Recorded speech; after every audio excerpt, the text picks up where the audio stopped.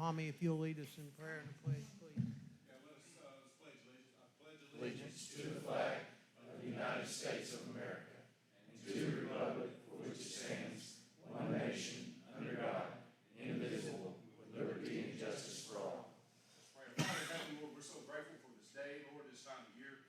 Lord, we celebrate our Savior, Lord Christ Jesus. Lord, we're thankful for that. Lord, as we do come together as mayor and city council members and the different ones that work for the city and our citizens, Lord, I pray as we do come together, Lord, to conduct business, Lord, I pray you would oversee this meeting. Lord, you give us the mindset and the vision of oneness, Lord, to apply to the city, Lord, to help it grow, Lord, but ultimately give you the glory. In Jesus' name, amen. Amen.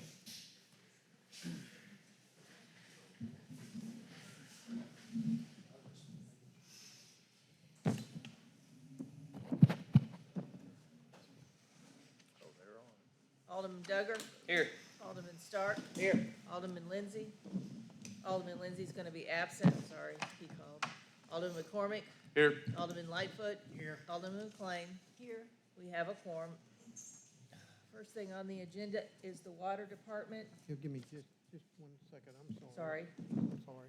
It's okay. I want to welcome everybody here tonight. We have one guest, Abram Scarda, who is seeking prosecuting attorneys. Abram, do you have anything you'd like to say? Speak. Not totally, except Merry Christmas to everybody. I've been here before, and this election coming up in March, so I'd appreciate your consideration of things like that. I'm gonna hang around and if anybody wants to chat about what we've got coming up, I'd be more than happy to do it. But I look forward to talking to each of you, and I'll let you all go off and Christmas not here all night. So thank you all. Thank you. Now, Carol. Water Department, Tommy's here. You have the financials from October and November in your packet. Motion to accept. Second. Have a motion and a second to accept the financials for Beebe Water and Sewer for the month of October and November. All those in favor? Aye. Any opposed? The letter from Shoptaw, Mr. Shoptaw, for their 2025 audit. As you know, they don't get a legislative audit. They have to pay for their audits. So this is the engagement letter.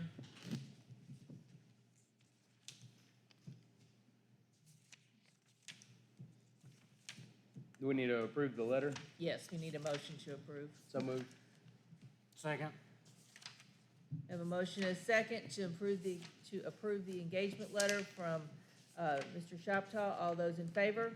Aye. Any opposed? Next is planning and zoning. You had 2 sets of minutes for October and November.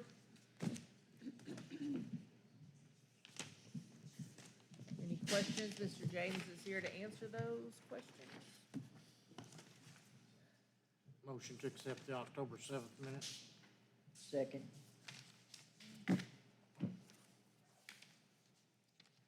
Have a motion and a second for the October 7th minutes. All those in favor? Aye. Any opposed? The next set of minutes was November the 4th.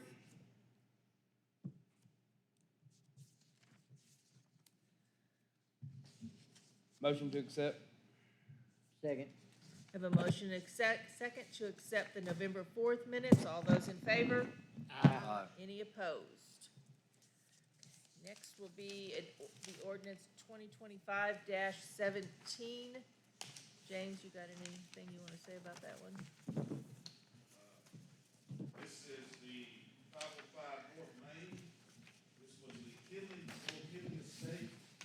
James Carlson now owns it and wants to build a wedding venue there. A large wedding venue in the back and use the house as a bed and breakfast.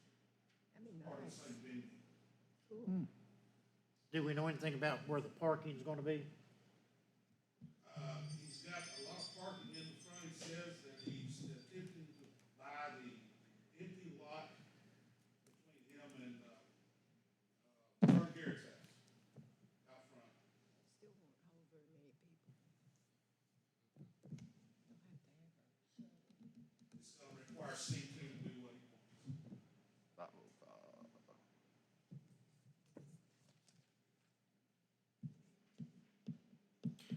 Motion to read ordinance number 25-18 by title only. 17. 17. Oh, thank you, 17. Do I have a- Second. I have a motion and a second to read ordinance number 2025-17 by title only. All those in favor? Aye. Any opposed? Ordinance number 2025-17, an ordinance to amend the zoning map in response to the zoning classification of a specific land area within the city of Beebe, Arkansas, declaring an emergency and for other purposes. This is property located at 505 North Main Street. I need a motion to adopt the ordinance as read. So moved. Second. Alderman Duggar? Yes. Alderman Stark? Yes. Alderman Lindsay is absent. Alderman McCormick? Yes. Alderman Lightfoot? Yes. Alderman McLean? Yes. I need a motion to dispense with the second and third readings. So moved. Second.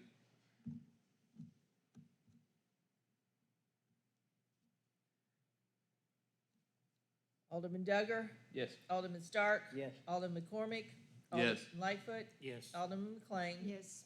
I need a motion to adopt the emergency clause. So moved. Second.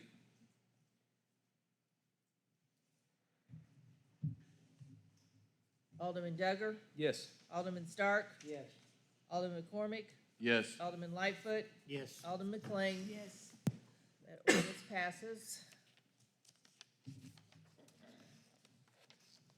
The next will be ordinance 2025-18, property located south end of Winwood Drive. James? Okay, that's this property right here at the south end of Winwood Drive. The developer, or excuse me, the engineer, works for the developer that wants to develop 24 lots there on that piece of property. He is here tonight if you have any questions. How far is it gonna go past the trees? To the south? 'Cause I know that's all flooded underwater and it stays that way year round. So the south end of those lots are gonna be right in that area right there. Is there, do we have a water retention plan? Is there, so we need all the water? This is still Well- under review right now Gotcha. for drainage, sewer, and water.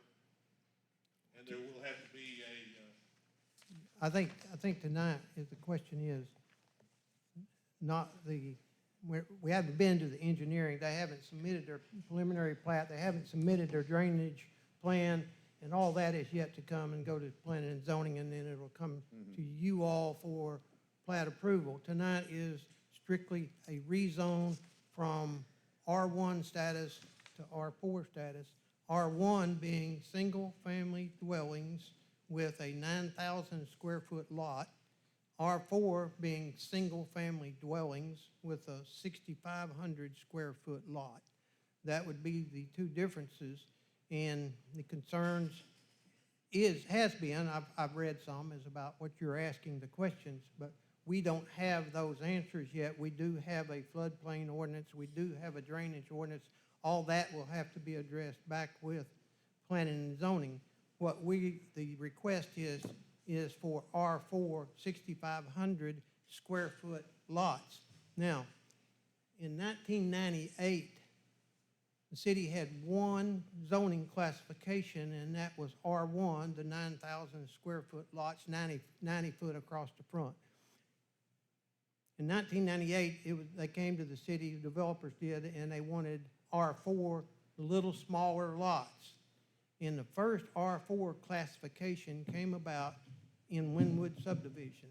So a portion of Winwood and portions of it that has been developed since 1998 is R4, just as many of our subdivisions are now R4. You know, some cities have gone as small as 50-foot lots. We have not done that. The only two classifications that we can consider is the R1 and the R4. So that's what is before you tonight, is whether or not to rezone the property. And it would be a matter of, I don't know how many acres that is, and the engineers here could tell them that the difference in the amount of lots between R1 and R4 would be. Yes, sir. Thank you. Eric Richardson, Richardson Engineers. Developer's not here tonight.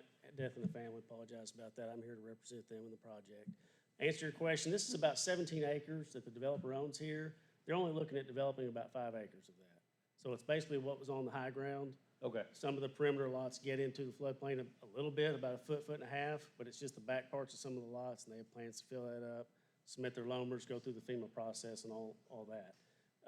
Yes, we will meet, of course, the city's guidelines on drainage, detention, water, sewer, everything that's required. But for now, it's the rezone R1 to R4. And as the mayor mentioned, the main difference is, I think it's 6,500 square foot minimum versus 9,000. But if you look at our layout that we're proposing, most of the lots are actually 8,000 or above.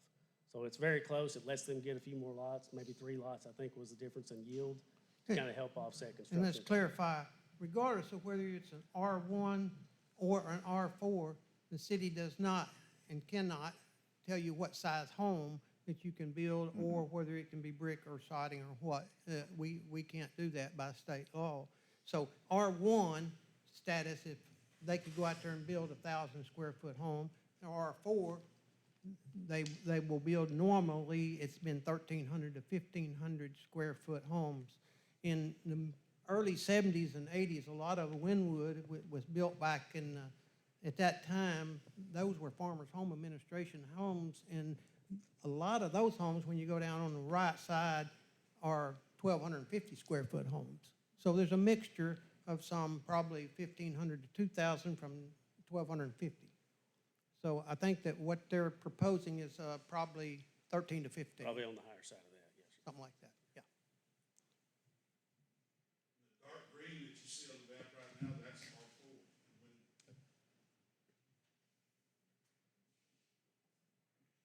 So the rest of that 17 acres is just open space untouched. So just want to make that clear. On top of, excuse me, Linda, a big concern too that a lot of us probably have is safety in the traffic flow. It's already bad enough with the houses are in there, especially at certain times of day, there's no getting out, or we have to take that backside road, which is, needs a lot of repair itself and kind of dangerous on that curve. So not only that flooding, how we can look at, traffic control, getting onto the main Sure. street.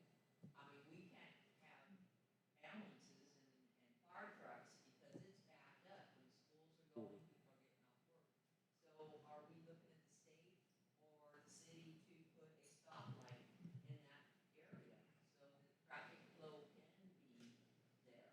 I mean, I don't know if anybody's went there. The school bus stops at each corner, except for our street, Yeah. and probably kids. But, you know, Yeah. what are we looking at as far as traffic control? You're adding more houses in here. Of course. Yes, so I think that came up. I think that came up during planning commission meeting, and we talked through that pretty thoroughly. 24 homes is not a large impact. There are 2 entrances, means of ingress, egress to the area. We didn't feel like that would be a huge impact to the area. But let's say a mother, father has 4 kids and they all turn of age and everybody has a car. So now we're looking at 6 cars times that. Or, you know, some people like to collect cars and fun stuff and boats and stuff. Yeah. So what are we looking for traffic control? Well, currently, all of the roads that you're concerned with are state highways, and they have no plans for any additional traffic signal lights at this time. It's not warranted under their studies. And so at this time, there would not be. We're all going to suffer through school traffic for certain times of the day. I mean, that's. But if we have need emergency vehicles to come in, how is that going to happen?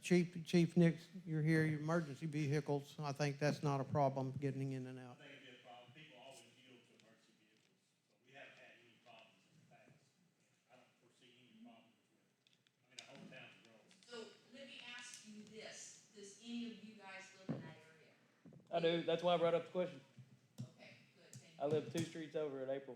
And so you see the problems that flow through that I'm not gonna sit here and say that I've seen problems flowing through. I mean, it's taken me 2 or 3 minutes to get out onto Center Street coming from Wynwood Drive, but I mean, it's not nothing that I'm gonna stop another 20 houses to go in there from, because I live there. If I would see a problem, I would bring it up. The only problem I see with the property is what I addressed at the beginning, because I do live over there. It's the back of it being a swampland year-round. That's the problem I see. I don't have a problem with the cars, and I live there. And we could clarify that the rezone here is just for a little smaller lot. The R1 status already exists. These people can take their development and they don't have to come to us as far as they can go out there at any time and start building R1 single-family dwellings. They will have to build it according to the subdivision regulations, but whether or not they can build homes out there, they can. Thank you.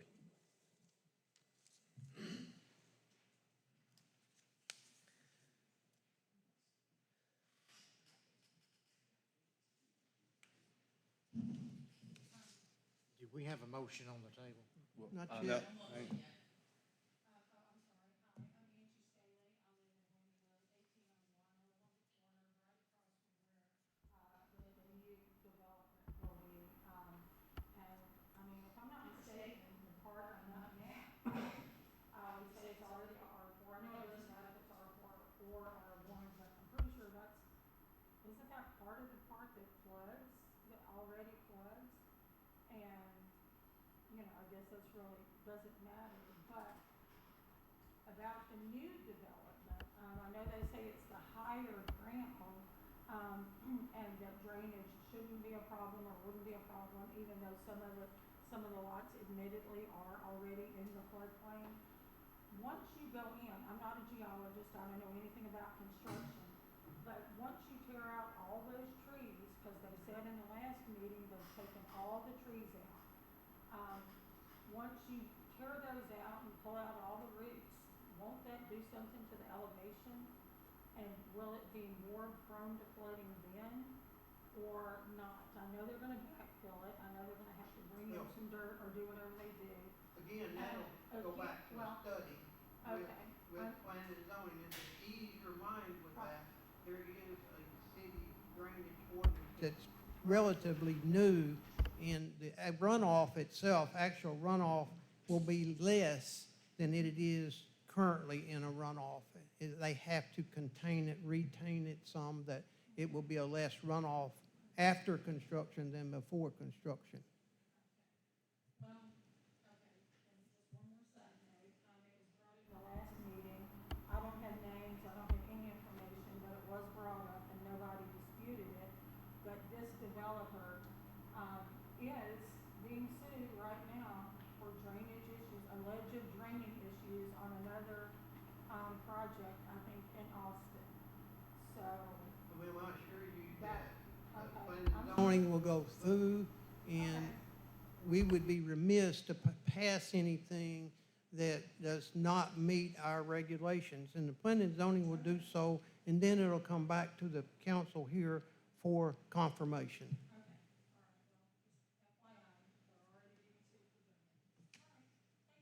Thank you. You asked if there was a motion? I'll make a motion to read ordinance number 25-18 by title only. Second. I have a motion and a second to read ordinance number 2025-18 by title only. All those in favor? Any opposed? Ordinance number 2025-18, an ordinance to amend the zoning map with response to the zoning classification of a specific land area in the city of Beebe, Arkansas, declaring an emergency and for other purposes. This is for property located at the south end of Wynwood Drive. I need a motion to adopt the ordinance as read. So moved. Second. Alderman Duggar? Yes. Alderman Stark? Yes. Alderman McCormick? Yes. Alderman Lightfoot? Yes. Alderman McLean? Yes. I need a motion to dispense with the second and third readings. So moved. Second. Alderman Duggar? Yes. Alderman Stark? Yes. Alderman McCormick? Yes. Alderman Lightfoot? Yes. Alderman McLean? Yes. I need a motion to adopt the emergency clause. So moved. Second. Alderman Duggar? Yes. Alderman Stark? Yes. Alderman McCormick? Yes. Alderman Lightfoot. Yes. Alderman McLean. Yes. That passes. Okay.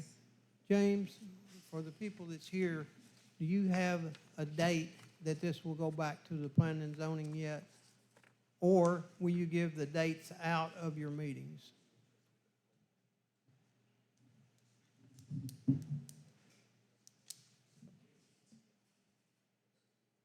So, for them to develop out there, this, if they're gonna be touching the floodplain, they will have to have a development permit in the floodplain. I'm gonna require that they bring a closure to get that permit. That's a conditional letter of map revision to take what they've got in the floodplain out. And you just said that it would probably be about a month. This is gonna have to go before. Well, just give us when you're planning, it's gonna be the first, The first Tuesday, we'll probably see this, take this up the first Tuesday of February. so each first Tuesday of each month is planning and zoning meetings. You want the date? No. We haven't completed the review process yet. It'll probably end up being February.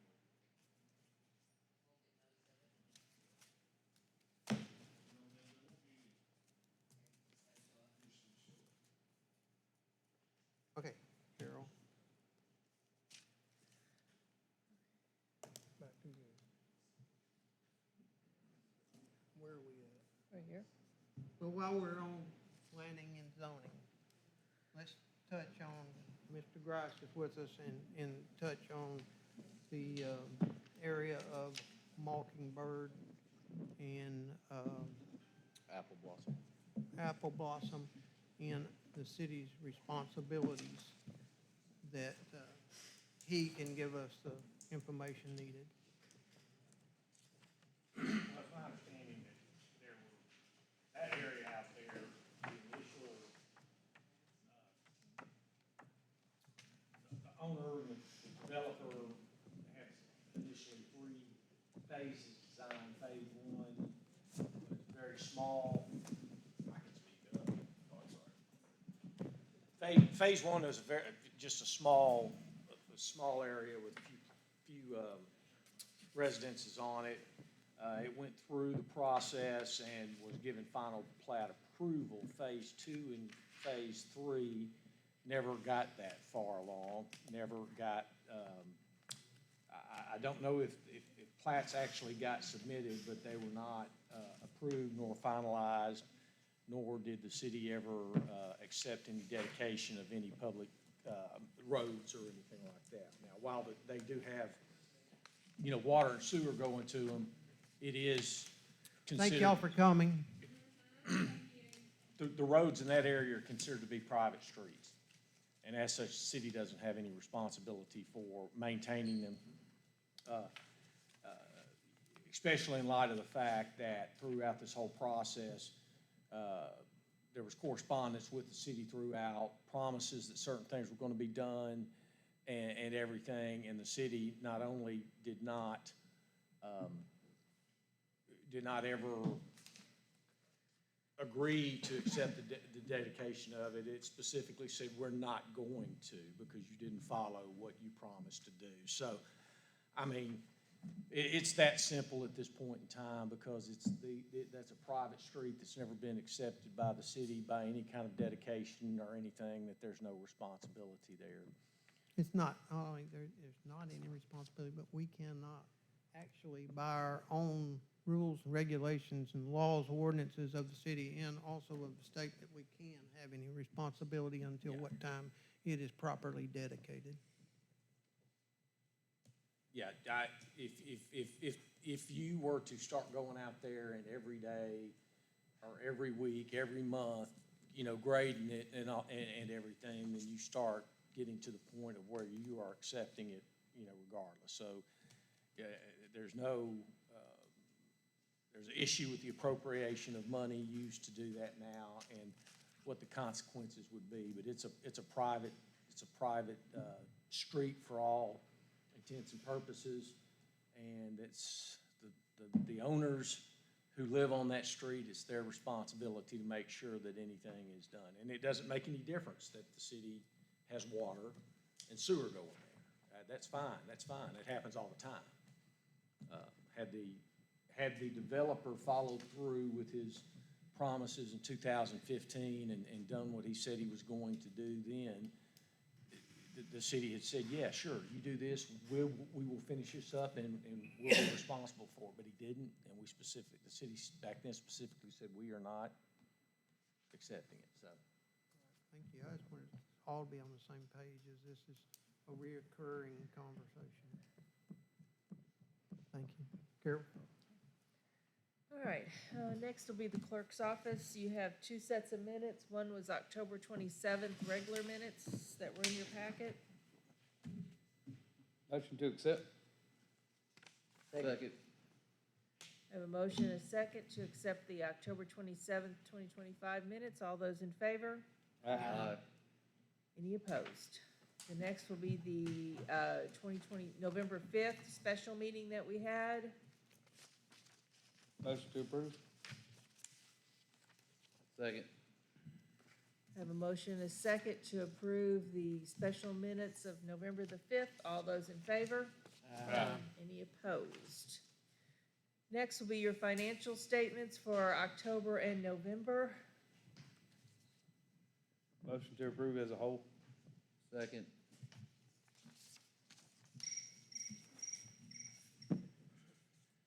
I have a motion and a second to approve the financial statements of October and November for the city of Beebe. All those in favor? Any opposed? Two other items I have. One is the asset items.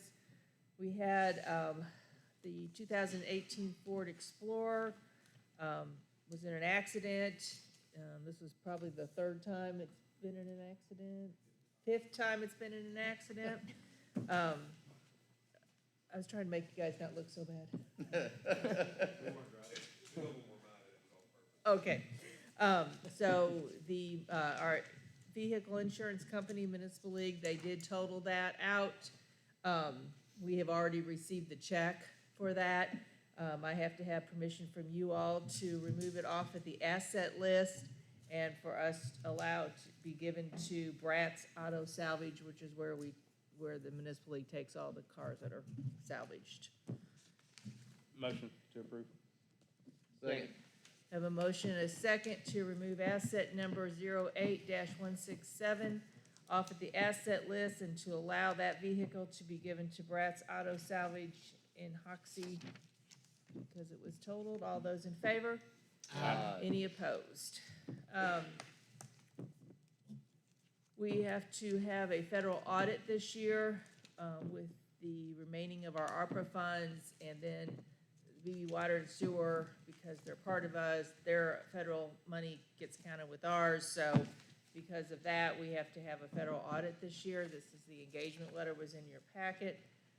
I just need a motion. I'm just gonna tell you, they've already done the federal audit. I couldn't wait for the meeting. We had to get it done. But I still need a motion to go ahead and accept the engagement letter. So moved. Second. I have a motion and a second to accept the federal audit.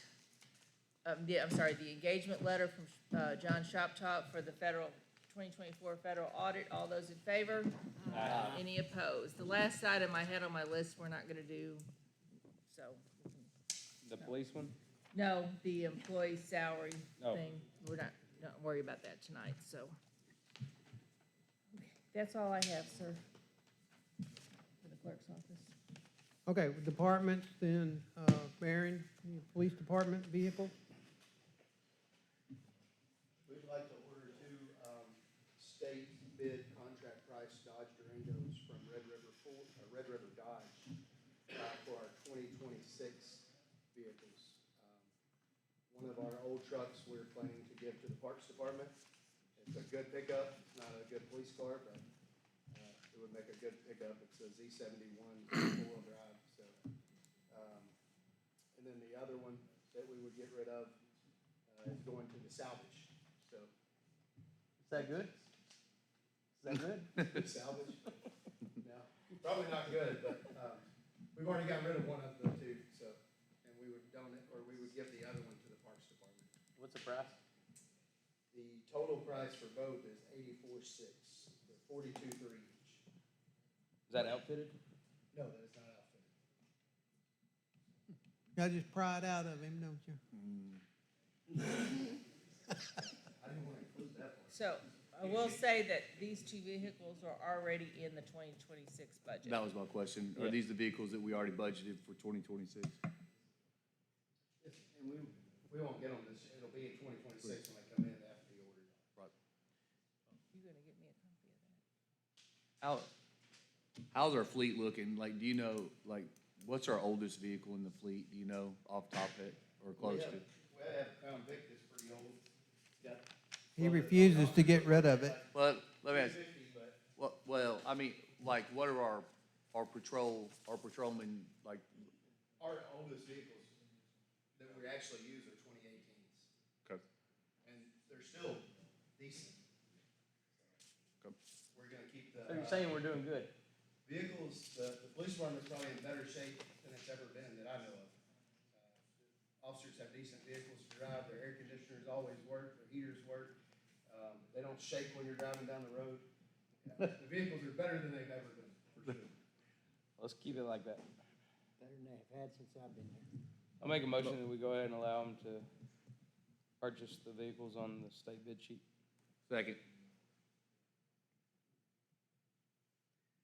Okay, have a motion and a second to allow them to order two vehicles from Red River Dodge. They're $42,300 apiece, and this is on state bids. Okay, so we will not need an ordinance. All those in favor? Any opposed?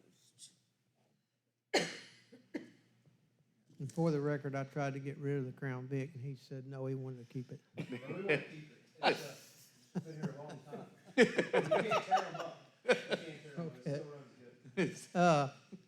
I sent out I think I sent out an email to each one of you about the RDOT, and they have accepted our request.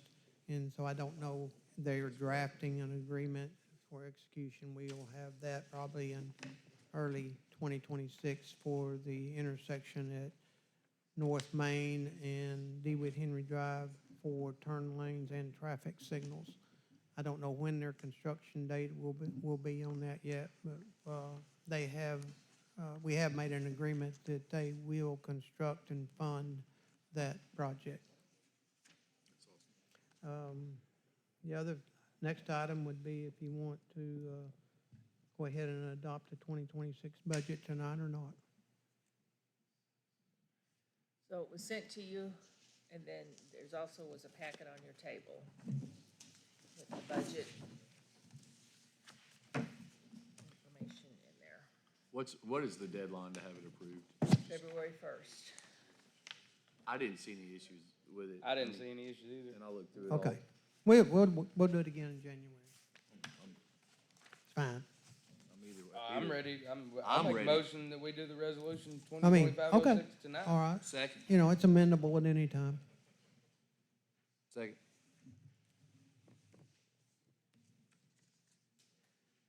So that's read by title only? Yes, ma'am. Okay. Okay, all right. Ordinance, resolution, I'm sorry, 2025-06, a resolution to adopt the budget for the year of 2026, appropriating money for each and every item, expenditures provided for, and declaring an emergency to exist and for other purposes. This also includes the raises for the employees, which would be 3%. Is that, Yes. okay? Yes. Okay. This also includes the 3% raise for Mayor Robinson and the clerk treasurer Carol Westergren. Yes. Yes. Okay. So that's all in this resolution. So y'all know. All right. I need a motion to adopt the resolution as read. So moved. So moved. Second. Okay. Alderman Duggar. Yes. Sorry, let me turn my page here. Alderman Duggar. Yes. Alderman Stark. Yes. Alderman Lindsay is absent. Alderman McCormick. Yes. Alderman Lightfoot. Yes. Alderman McLean. Yes. That passes. Well, I just want to say to all the employees, all the department heads and city council, everyone, we've had a great 2025. I look forward to working with you in 2026. And I just want to thank you all for your service. Thank you, too, Mayor. Thank you. Motion to adjourn. Second. Aye. Merry Christmas, everyone. Merry Christmas.